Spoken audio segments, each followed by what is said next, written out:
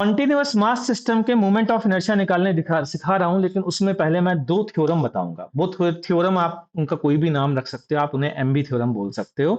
तो MB theorem 1 और MB theorem 2 पहले सुनेंगे, उसके बाद हम आगे बढ़ेंगे। ठीक, तो MB theorem 1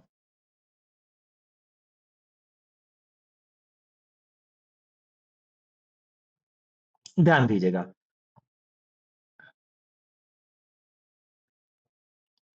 MOI of a particle, पहले लिख लीजिए फिर समझाऊंगा। और एलिमेंट, बिल्कुल ऑब्वियस थ्योरम है, लेकिन ये स्ट्राइक नहीं करती हैं अगर इनको थ्योरम की तरह अलग से ना बताऊं। ये मैंने पाया, तो मैंने कहा यार ये फिर स्ट्राइक करने के लिए इनको अलग से लिख लेते हैं। ठीक, तो एमओआई ऑफ ए पार्टिकल और element does not change, does not change if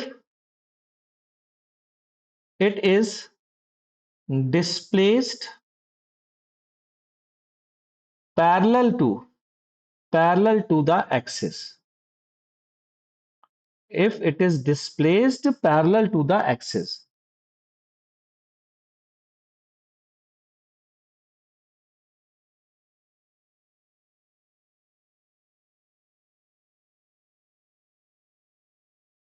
Anoop tension मत लो बेटा, कोई फील लाने की जरूरत नहीं है।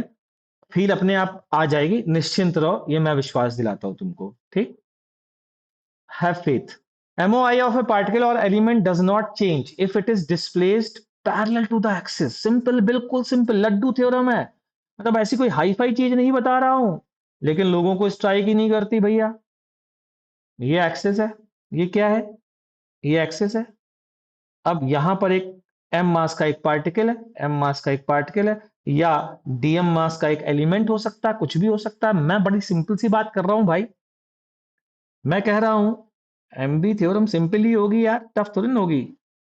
इसको आप ऊपर डिस्प्लेस करो, आप इसको नीचे डिस्प्लेस करो, एक्सेस के पैरेलल कितना भी डांस करा लो, इसका moment of inertia m r square ही रहेगा। ये तो बहुत ऑब्वियस सी बात कर दी भाई, क्या कहते हो? है ना ऑब्वियस सी चीज? हाँ है ऑब्वियस सी, लेकिन मौका पड़ने पे धोखा दे जाती है ना, स्ट्राइक नहीं करती है। दिक्कत ये है इसके साथ, इसीलिए लिखवा रहा हूं। नोट कर लिया? अगली थ्योरम देखते हैं, एमबी थ्योरम 2 और देख लो, फिर एक साथ मजे करेंगे। ठीक है, ध्यान से सुनना। एमबी थ्योरम 2 क्या है भैया? एमबी थ्योरम 2, इफ, ये भी ऑब्वियस है, इफ अ पार्टिकल और एलिमेंट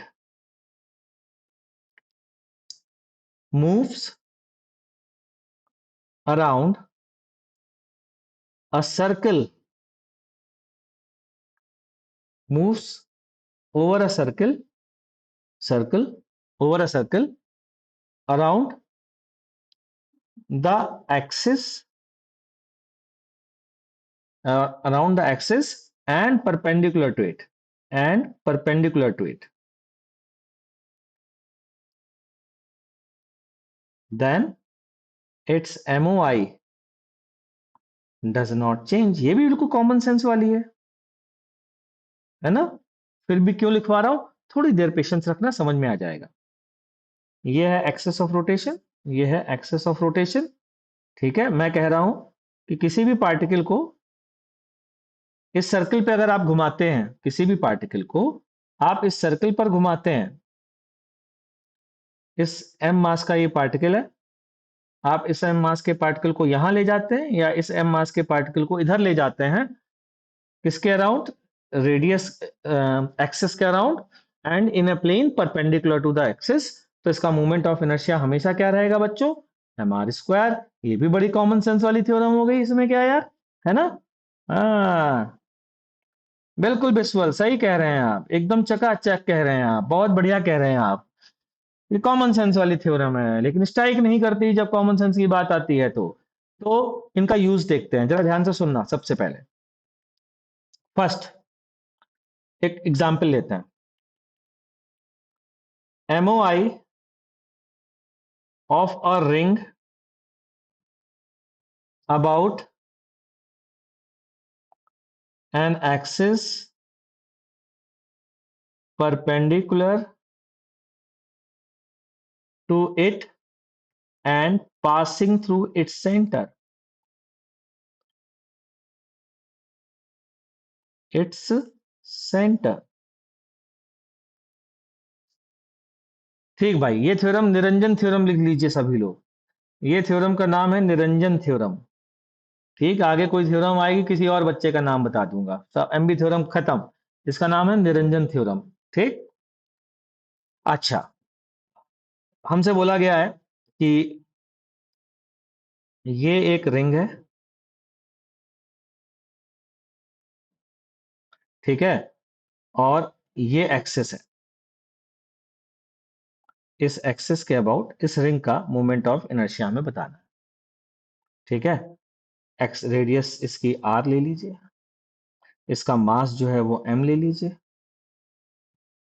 अब देखिए, इसके जितने भी एलिमेंट हैं, इसके जितने भी एलिमेंट हैं, इन सारे एलिमेंट को अगर हम एक सर्कल पर चला दें, एक सर्कल पर चला दें, एक सर्कल पर चला दें सारे एलिमेंट को, यदि हम एक सर्कल पर चला दें और सब सारे मास को एक जगह ले आए, तो क्या मोमेंट ऑफ इनर्शिया में कोई फर्क पड़ेगा?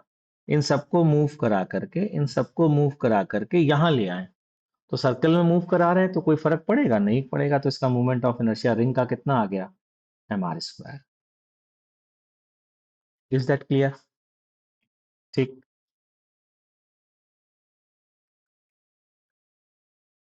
अच्छा, सेकंड में, इफ ए पार्टिकल और element moves over a circle around the axis and perpendicular to it, लिखा है ना बेटा, परपेंडिकुलर टू इट, तो ऑटोमेटिकली प्लेन परपेंडिकुलर टू हो गया। परपेंडिकुलर का मतलब एक्सिस के परपेंडिकुलर अगर मैं बात करूंगा तो एक और सर्कल बोलूंगा तो वही प्लेन ही होगा ना एक। ठीक, अब क्लियर है? हाँ, अब देखना, एक इंटरेस्टिंग सी बात बताने जा रहा हूं, जरा ध्यान से सुनना मेरी बात को। हाँ, थोड़ा तवज्जो दीजिएगा जरा हमको। हम्म। एग्जाम्पल 2 ले रहे हैं यार, ये ना आज तक पूछा नहीं गया है, लेकिन कब पूछ लिया जाए भरोसा नहीं है। ये एक स्प्रिंग है मास m की, और इस स्प्रिंग का मोमेंट ऑफ इनर्शिया इसकी सेंट्रल एक्सिस के अबाउट पूछा जा रहा है, और कहा जा रहा है ये डिस्टेंस r है। m जो है वो मास ऑफ द स्प्रिंग है।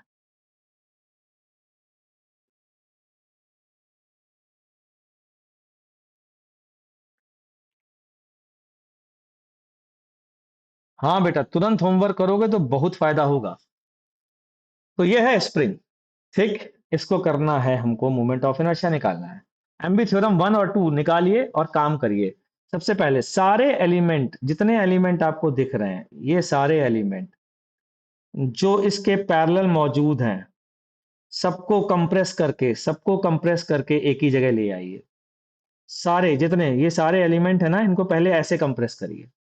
सारे एलिमेंट, जितने एलिमेंट हैं, सबको कंप्रेस करिए। तो क्या बनेगी कंप्रेस करने पे बे? अरे एक रिंग बन जाएगी ना भैया, मास एम की